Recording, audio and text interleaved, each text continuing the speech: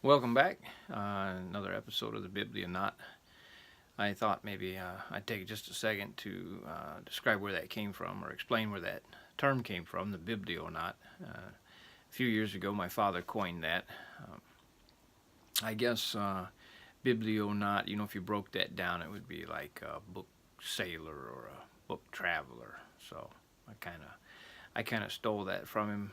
I had a very short-lived blog there for a little while that I wrote about books and different books, films, different cultural items, and I didn't stay with it. But at any rate, I borrowed that again and called my new channel here the Biblionaut. I don't know, kind of funny, I suppose. Any rate, I'm back again. Talk about a few more books if I get to them. I tend to run on a lot when I get talking about these things, and sometimes I don't actually get to the books that I meant to get to. But at any rate, we this will be the last one I do for about a week or so at least. Be going on vacation, so I thought maybe I'd try to get one more in. Just as kind of a lead in here too, I was talking to my wife this evening, and I asked her if she had any questions, any kind of a book question, what would she ask? And she didn't really have one other than where do you find good books at? So well, I guess it depends on what you call good books. So um, I think I've mentioned several times already where I find mine. Um, I, Library sales are a um, huge part of where I go. They're usually very inexpensive, and you have a big selection. And to me, it's just fun. I just enjoy browsing through the books. If you enjoy browsing through a lot of different kind of books, your library sale is probably your best. And one of the resources that you can use to find library sales is um, booksales.com. And it's pretty obvious. Booksalefinder.com or booksales.com. Anyway, if you just went to Google and you were to type in book sales in and then typed in the state that you're from or state that you're nearby, then usually that is one of the first returns that you'll get. This book sale finder, and it will list almost all of your it'll list many of your library sales. I'm sure that the library themselves has to volunteer that information to that website. But that's a very good resource. Booksalefinder.com, I believe, or booksale.com. Like I said, if you just use a Google, any kind of search engine, you'll find it. So that's one resource. I like the Salvation Army Family Thrift Stores. To tell you the truth, I seem to find a lot of things there. It surprises me. I wouldn't expect to find a lot of things there, but I find things there that I never would have guessed. Never. And Goodwill is another one, and Goodwill has online presence also. You can check there. But I resist kind of looking at the Goodwill, or I mean the online resources, simply because um, I have to pay for shipping first of all, so that's you add $4 to $5 right on top of the book, no matter what the actual cost is. They might sell it for a penny, but then they're going to charge you $5 to send it to you. So that's one of the reasons why I resist that, and another is I feel that I like to see the book. I like to see what I'm getting. I don't have a lot of faith in the descriptive abilities of people online. I've been burnt too many times ordering things online and then finding out wasn't what I expected. And so I will use that resource every now and again, but that's not my first recourse. A lot of times I just wait to see if I run across something, and if maybe I haven't run across it in a good amount of time, or I'm impatient to read a certain book, then I'll go ahead and use that. Another outstanding resource is advancedbookexchange.com, or ABE. That is a book exchange, a book selling site, and they have an enormous amount of books. And I've noticed a lot of the booksellers that advertise on abe.com will also advertise on Amazon and barnesandnoble.com, because both of those sites have marketplace sellers, and I believe Books A Million does too. And so they, for instance, Amazon might retail a brand new book at, say, $25, right? A hardback book, a brand new hardback book for $25. And if it's something that's been out for a while, there may be marketplace sellers who are going to sell that cheaper because it's either used or what have you. Again, you have to figure out, because with Amazon, a lot of times if you order enough stuff, you can get it shipping for free. So with a marketplace seller, you may not be able to do that, and you have to be careful and make sure you're not still paying more. You may be paying more, even though the price of the book looked cheaper. Shipping costs. Shipping from outside of the United States is astronomical. And unbelievably, Canada is one of the hardest places to ship to. It's terrible to ship to Canada. I think you can get it cheaper from France than you can from Canada. At any rate, the point is if if you're looking for resources from where to find books, it really is going to depend on how much time you have, how much patience you have to wait to acquire a certain book, and how much you want to pay for it. Because, like I said, if money is no cost, then you can find exactly what you want. If time is no matter to you, then you can putter around like I do and browse through bookstores or used bookstores or thrift stores, and you might get lucky and find what you're looking for. I have found things that I never would have expected to find, things that I had on my own private wish list or private want list, and then just out of the blue, I'm in Peoria, Illinois. Who knows, wherever. I'm in some certainly not huge city, and there it is. So I continue, and what's really amazing to me is that I continue to find these things in my own hometown, these thrift stores, and I make the rounds once every other month or so. And I continue to find books. I would have thought maybe that I would have cleaned them out by now, but evidently not. So if you are wondering where a good place to find inexpensive books are, like I said, I believe that your thrift stores. But like I said, you have to have the patience. You must have patience. You must expect that when you go there, you're most likely not going to find anything. If your reading habits tend towards newer books, tend toward more bestseller type books or popular authors, then thrift stores are absolutely the place for you to go. You will find many bestseller type authors. I call them bestseller. I guess I would say for instance, Stephen King, Danielle Steele, James Patterson, John Grisham. And many others that sell, whose names are very recognizable. You will find Janet Ivanovich, hundreds of these at your local Goodwill or your local Salvation Army store,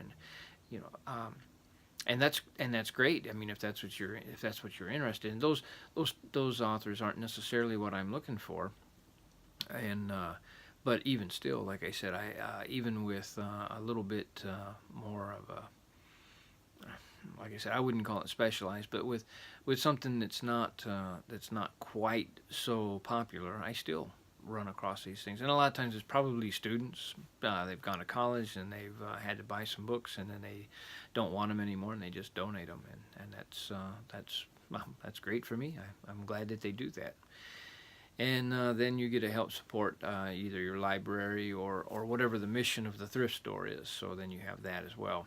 For myself, when I get rid of books, you have some options there too. If you're trying to get rid of your books, you can donate them, and that's a great thing to do. You can donate them to Goodwill, Salvation Army. I'm sure you may have local thrift stores in your hometown that support a particular kind of mission. The DAV is another one that has some cities will have a DAV store, and you can donate these to them, and that's perfectly fine.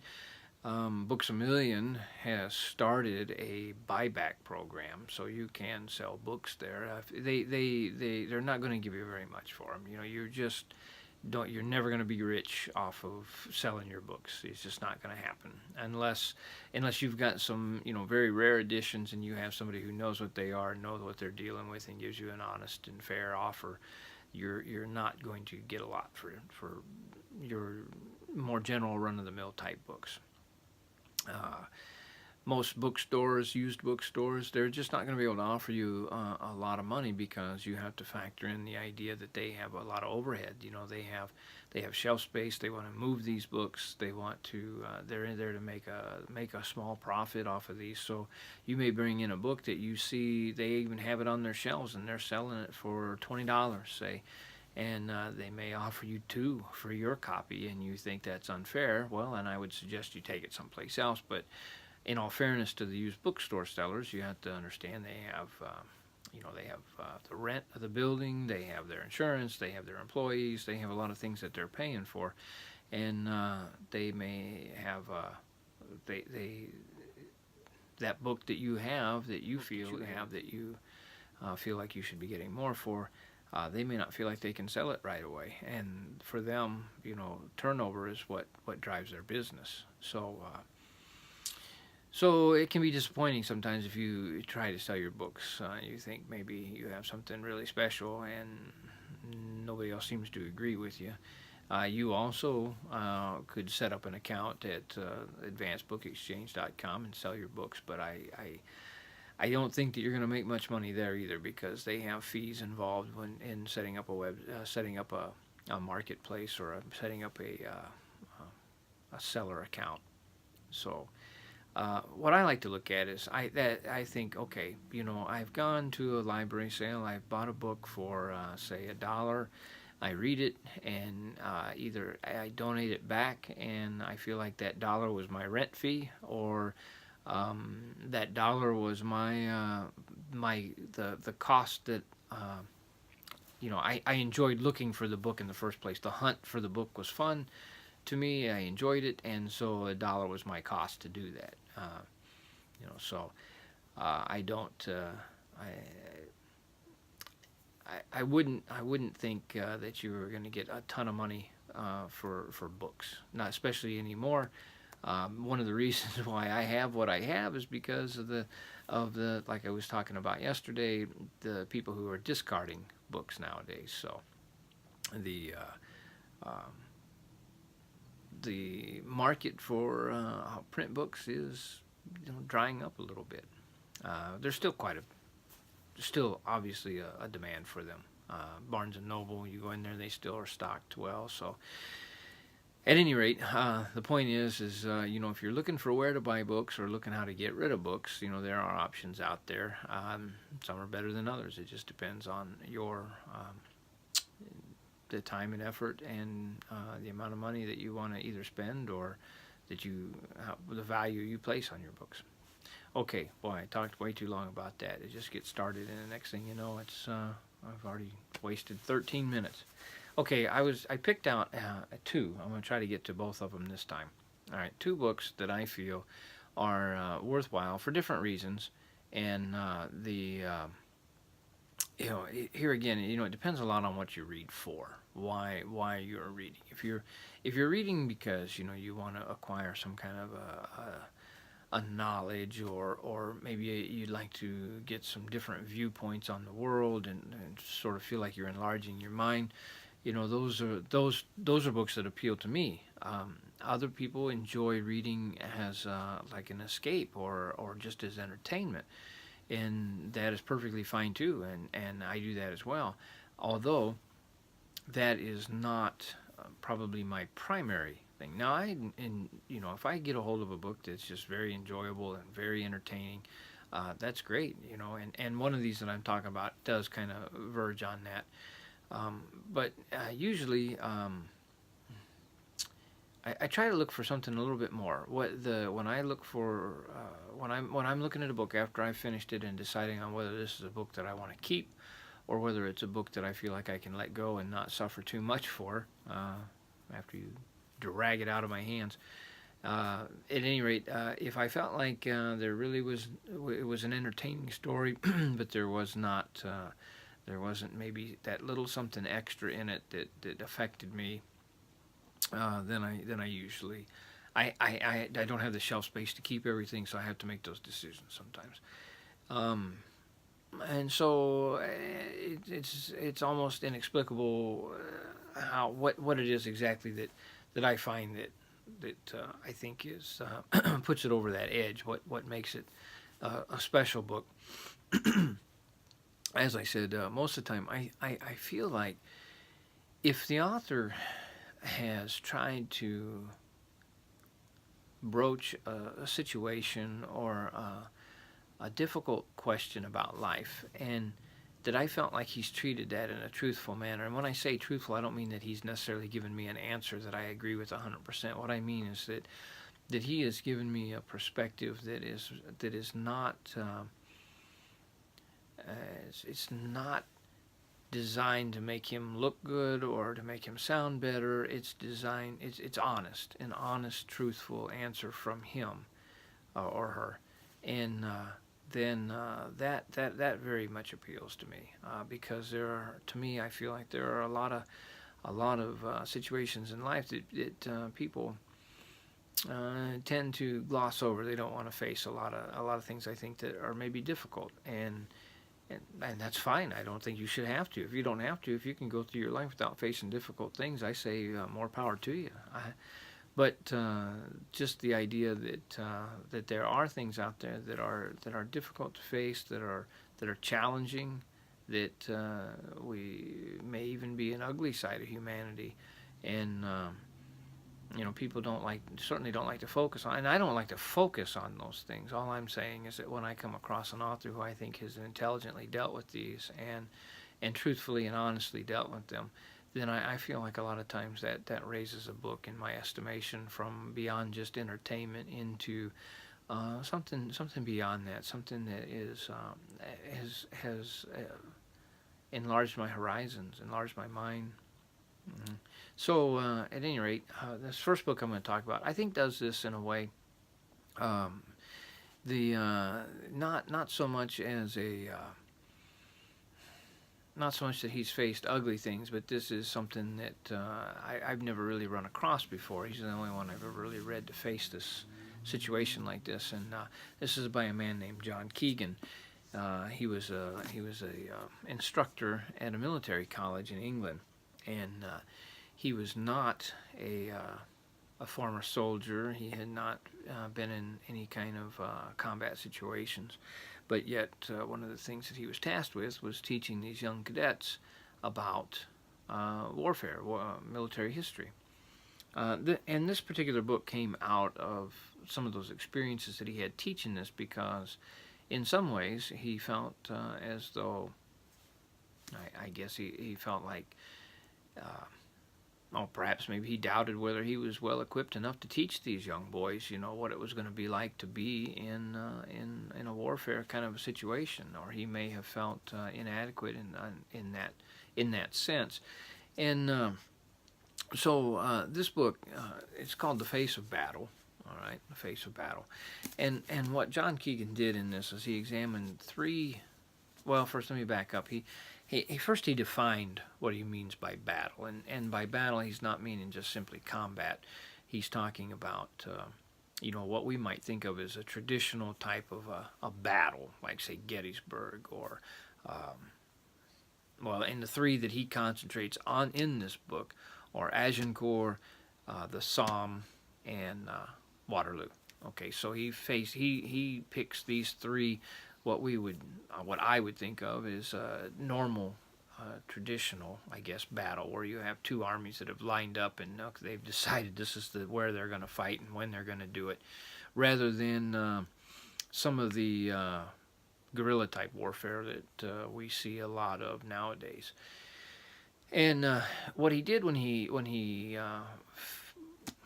talked about these things was he went into the historical records, and he didn't write about this company moved here, and then this guy did this, and then after it was all over, here's who won, and here's why they fought in the first place, and this is the repercussions for history because of this battle. He didn't do that. That's not what he was tasked with here. What he tried to do was go in and talk about these battles in a way that puts you in, like, say, the foot soldier's position in these battles, and what you might have had to experience in these. So, for instance, you know, if you've ever read Henry V by William Shakespeare, you know Henry's rousing St. Crispin's Day speech, "We band of brothers, we happy few." That speech, when you're reading it, that makes good theater. But what was it like to really be there that day? What were the ideas when these English soldiers went to fight at Agincourt? What was it like, and how did this very small band of English, this small English army, defeat so many of the French? They were completely overwhelmed, outnumbered, and yet the English were able to score a stunning victory in this battle. How was that possible? What did the people do? What were their armaments? What kind of arms did they carry? What might they have felt? Based on the historical record, based on readings, based on eyewitness accounts that were left over, and so he examined all these, and he was able to bring out a thread of. I don't know. Maybe it's the closest thing that I think I've ever read to what somebody may have captured that experience. In writing, how can you? I don't think you'll ever be able to completely capture an experience like that.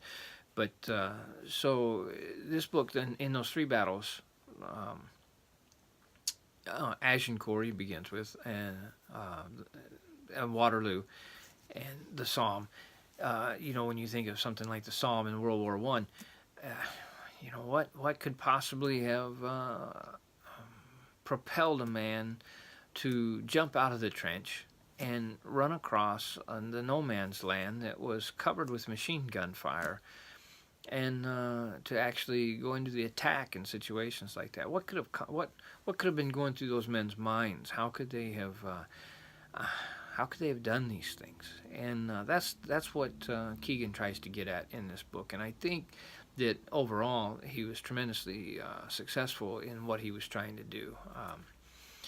It's not an account of a battle, as in, like I said, who won, and this company moved here, that battalion moved over there, these tanks did this, and on and on. That doesn't come into play. It gets down to what it possibly might have felt like to actually be there that day. And there are very, very few accounts that I have read similar. I think maybe the closest other thing that I've ever read that may impart, but this is more of an emotional thing, what it might impart, what it felt like to be in a combat situation, was a book by Tim O'Brien called The Things They Carried, which is a book of short stories fictionalized on O'Brien's experiences in Vietnam. And that also was excellent, very, very good, and very affecting, I thought. Okay, I'm already running out of time. I'm going to try one more very quickly. This one may come as a surprise to you, I don't know, but this is one of my favorite books. And if I were to, this is more than just an entertaining book, I think, but it's a rousing story, I think, and I think it's also one of the classics of American literature that gets snubbed. Actually, I think that a lot of people don't pay attention to this. Now, whether that's because it's a Western, I don't know, but Charles Portis's True Grit. To me, I think this book is just fantastic. It's not a funny book, but the way that Portis uses his language in this book, I think is just charming and delightful. I mean, it makes me smile every other page. Not so much that something funny is happening, but just because of the way that he has written this book. And I think it's kind of I think he's been very neglected. I think that most people who have read him, have taken the time to actually read his books, are almost all converted into big fans. You generally hear mostly all good things. Now, this was Charles Portis's most famous book because of the movies. Of course, the John Wayne movie, and then later on there was a Coen Brothers remake. And I think a lot of people probably feel like, well, I saw the movie. I don't really need to read the book, and that's valid, I suppose, But I think that the book brings an extra sense of charm to the story, and he wrote several other books though too. Gringos, The Dog of the South. I keep telling myself that I'm going to get to more of Charles Portis's work because I enjoyed this one so much. But sadly, yet I haven't. This is the only one that I have read from him. But if you've seen the movie, you know the story. It doesn't even the both versions, either the John Wayne or the Coen Brothers, both versions stay fairly close to the story, close enough to where the high points you get the high points. But to me, I just feel like if you haven't read the book, I would strongly suggest it. Well, I don't know about strongly suggest, but I would recommend it. I think that. I think it's been unfairly, it's not forgotten by any means. I just think it's been unfairly overlooked when you look at lists that might have all of the greatest American novels of the 20th century or what have you. Portis probably gets overlooked because my guess, number one, this is, like I said, it's a Western. I think people might kind of shy away from that, and in fact maybe even the popularity of the John Wayne movie might have actually done it some harm when people start to consider, well, how could it be good literature then, if it was a John Wayne movie. That's just supposition on my part. Maybe nobody thinks that, but I think that it should be reconsidered. All right, well, I'm already back over 27 minutes. I thought I would get done quick this time, and I just start talking, and there you go.